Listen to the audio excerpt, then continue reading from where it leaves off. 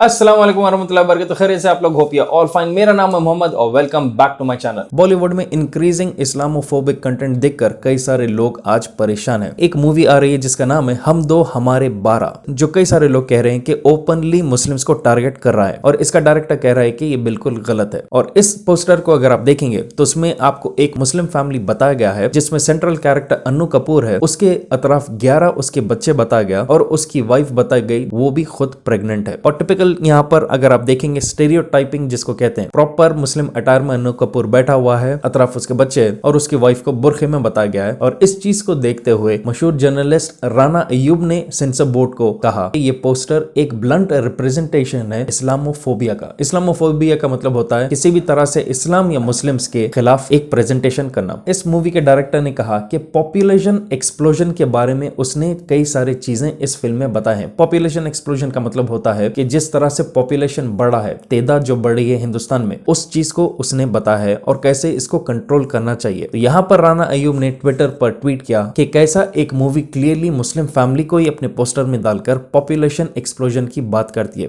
ये खुला एक अटैक है एक स्पेसिफिक कम्युनिटी पे जो यहाँ पर है मुस्लिम्स। इस क्रिटिसिज्म को रिएक्ट करते हुए हम दो हमारे 12 के डायरेक्टर कमाल चंद्र ने कहा कि वो कोई भी स्पेसिफिक सेक्शन को नहीं टारगेट कर रहा है। यहाँ पर क्लियरली मतलब ये बता रहा है कि वो मुस्लिम्स को टारगेट नहीं कर रहा है। और उसने कहा कि आज के दौर का पॉपुलेशन एक्सप्लोजन को वो टॉपिक रखते हुए उसने ये मूवी बनाया। और फिर उसने बताया बहुत सारे लोग इंडिया में खुश होने वाले क्योंकि इतना अच्छे टॉपिक पर उसने एक मूवी बनाई। जब उसको पूछा गया कि क्यों एक मुस्लिम फैमिली को इस पोस्टर में बताया गया, क्यों उन्हीं के ऊपर ये टॉपिक बनाई गई, तो उसने कहा अगर वो किसी और रिलीजन वालों को पोस्टर में रखता तो शायद वो लोग भी इसके खिलाफ ठहरते। तो उसने कहा कि कोई बड़ी बात इसका नहीं बनाना चाहिए, कोई बड़ा मुद्दा नहीं है, बस उसने बना दिया है। लेकिन यहाँ पर देखा जा सकता है कि मुस्लिम्स को इजी टारगेट बनाकर अपनी फिल्म चलाने का आजकल एक ट्रेंड बन चुका है बॉलीवुड में। कई सारे लोग अब पोस्ट ट्विटर पर करने लगे हैं जहां पर वो मुस्लिम्स को ओपनली अब टारगेट करना शुरू कर चुके हैं। और इस चीज से अंदाजा ये लग जाएगा कमाल चंद्र डायरेक्टर को कि उसकी मूवी अब लोगों के नजर में आना शुरू हो गई, क्योंकि आजकल के पीरियड में मूवी उसके स्टोरी या डायरेक्शन की वजह से नहीं हो रहा, बल्कि इस्लाम और मुस्लिम्स को गाली देकर अपने आप को पॉपुलर करने का सबसे आसान तरीका आज के दौर में हो चुका। ट्वीट्स स्टार्ट हो चुके इस पोस्टर को बताते हुए पॉपुलेशन कंट्रोल बिल को अब लाना चाहिए, मतलब कि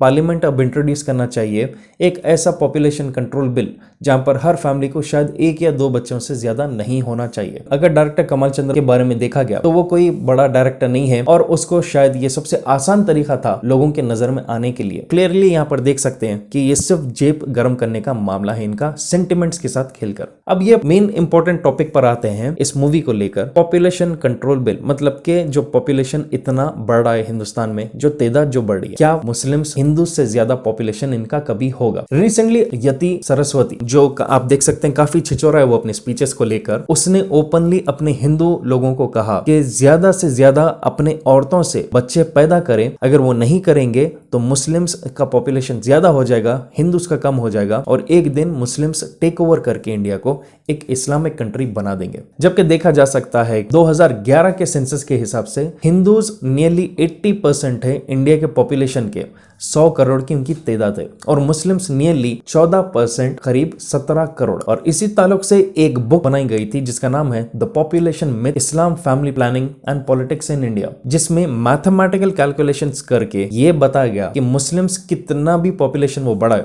वो कभी हिंदू पॉपुलेशन को टेक ओवर नहीं कर सकते हैं। और इस मैथमेटिकल फॉर्मूला के पीछे दिल्ली यूनिवर्सिटी के वाइस चांसलर दिनेश सिंह और प्रोफेसर अजय कुमार ने इस फॉर्मूले को क्रिएट किया था। तो यहाँ पर आप देख सकते क्लियरली कि हिंदू खतरे में है, मुस्लिम्स टेक ओवर करेंगे, पॉपुलेशन राइज, ये सब टर्म्स सिर्फ डराने के लिए है। और जो नादान, मासूम और आम पब्लिक होती है वो ये बातों में बहुत जल्दी आते हैं, क्योंकि फिलहाल इंडिया में ऐसा हाल है, अनएम्प्लॉयमेंट राइज पर है, बेरोजगारी, महंगाई राइज पर है, जिसकी वजह से ऐसे जहरीले लीडर्स को सुनने के लिए बहुत टाइम है बहुत सारे लोगों के पास। सरकार एक कानून क्यों नहीं बना देती? यहाँ पे एक सब पे हो जाएगा, सब 2 बच्चे पैदा करो, सब 2 बच्चे पैदा करो, लेकिन मैं एक बेटी पैदा करूं और कोई एक परिवार पहले 16 लड़के पैदा करे, उसके बाद 16 के फिर 16 गुना कर दे, फिर 16 के 16 गुना कर दे, केवल ये नजर रखे कि एक दिन मेरी संपत्ति छीननी है और मेरी बेटी छीननी है, ये मैं होने नहीं दूंगा। वैसे आप मतलब हम जो धर्म गुरु हैं हम इसे होने नहीं देंगे। बहुत टेक्निकल बातों में मत जाइए, प्रयास तो करिए। और अगर आप नहीं करते, देखिए सरकार ने ये कानून नहीं बनाया तो आप उसका विनाश तो तय है, वो तो बचेगी नहीं। तो फिर आप अपने पोते से, अपने बच्चे से कहो कि वो बच्चे बढ़ाए। मैं यही तो कहने के लिए घूम रहा हूं। देखिए दो विकल्प है, या तो सरकार कानून बनाए या हिंदू बच्चे पैदा करें।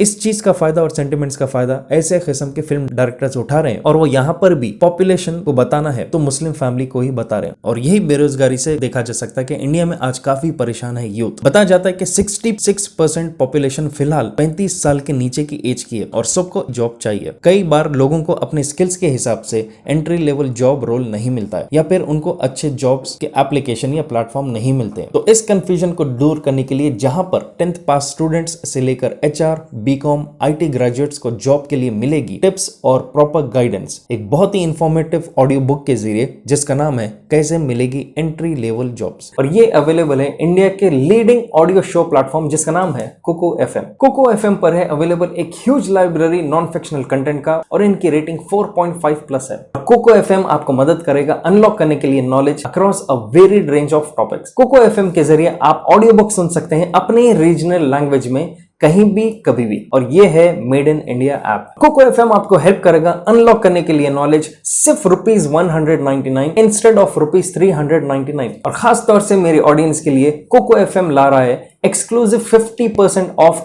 फर्स्ट 250 यूजर्स के लिए। लिंक मैंने नीचे डिस्क्रिप्शन में दे दिया है, डाउनलोड करिए कोको FM और ऑफर का फायदा उठाने के लिए मेरा कोड MD50 इसको यूज कीजिए। तो फायदा पूरी तरह उठाइए कोको FM के जरिए और जबरदस्त नॉलेज गेन कीजिए। Now let's get back to the video. तो ये हो क्यों रहा है? मूवीज में ओपनली इस्लाम को टारगेट किया जा रहा है। देखा जा सकता है कि आज से तकरीबन 3 साल पहले इसराइल का प्राइम मिनिस्टर नेतन्याहू वो पहला इसराइल का लीडर है जो इंडिया के बॉलीवुड को आकर उसने एनकरेज किया। यहाँ पर बताया गया था उस वक्त कि ये इसलिए कर रहा है ताकि इसराइल में भी इंडियन मूवीज शूट हो, ताकि वो भी एक टूरिस्ट हब हो और वो पैसा कमा सके शूट लोकेशंस अपने देकर। लेकिन यहाँ पर आप देख सकते हैं कि उसकी ये विजिट के बाद सडनली एक राइज आ चुका इंडियन मूवीज में, एक अलग सा एक माहौल बन चुका जहां पर इस्लाम और मुस्लिम्स को कंटिन्यूअसली टारगेट किया जा रहा है। तो यहां पर देख सकते हैं वाइस वर्सा शायद यहां पर मदद हो रही है। वो शायद उनको किसी तरह से बैकिंग देंगे और वापस इंडियन सिनेमा के कुछ चंद छिचोरे लोग पैसे कमाने के लिए इस्लाम को गाली देते रहेंगे